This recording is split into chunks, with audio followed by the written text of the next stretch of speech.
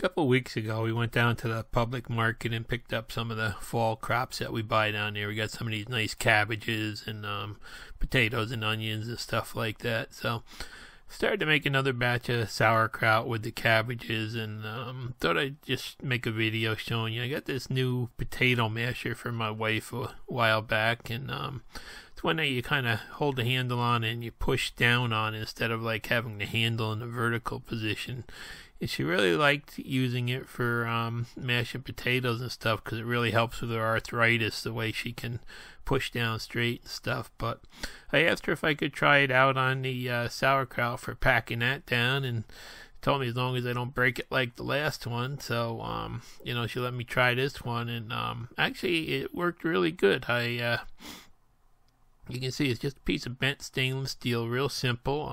Picked it up on Amazon there, and actually it's got a nice radius on it that goes around the edge of the container, fits around nice, and you can see you've got to really pack down this sauerkraut to get the moisture to start coming out of it. And this was actually a very dry, crunchy, and sweet batch of cabbage that we got this year. So there's the old one that I tried, and that one just I couldn't use. And like I said, she had a wire one that I used last year, and I actually bent and broke on her. So this was the replacement, and even if you just use it for mashed potatoes, we really enjoy it. It makes it a lot easier job without having to hold on a vertical handle. So, with the sauerkraut, you just keep layering it up.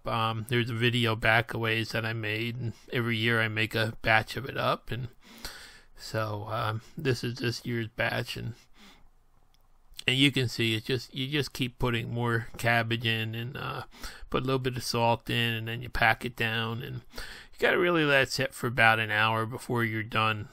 Once you start getting near the top, and the moisture will just the salt helps, I think, breaking the cabbage down, and the moisture starts coming out of it.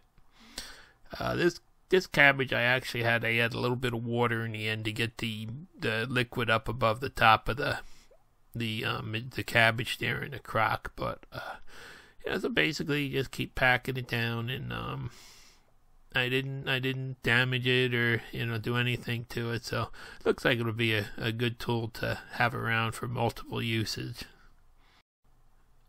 Now I did pick this one up on Amazon, and they have several different ones that look just like it and probably are made about the same, but the name on this one was actually a let's see, it's a KUKPO. So if anybody's looking for one, just do a search for that. But the best thing about making your own sauerkraut is that you can actually control the flavor of it really good. You let it start fermenting, and first you pack it like this until the kraut or the cabbage is actually submerged under liquid, and you do have to let it sit and go back for maybe about 2 hours and keep pushing it down, and you'll see the liquid will just keep coming up. Meantime, my wife's making some of the stuffed cabbages that we made the video about. She's steaming up the leaves that we picked off the outside before I started. We love those things too. So here it is. It's all weighted. Kraut's all weighted down, and it sits about a week. And actually, I found a really good fruitcake at Costco. They are just amazing. But so here it is. Actually, this was just about 2 weeks later, and you can see it's a half sauerkraut right now. It's not really the full brown sauerkraut, but it's just the way I really like it, and it's the flavor that I like, and it's time to enjoy it now.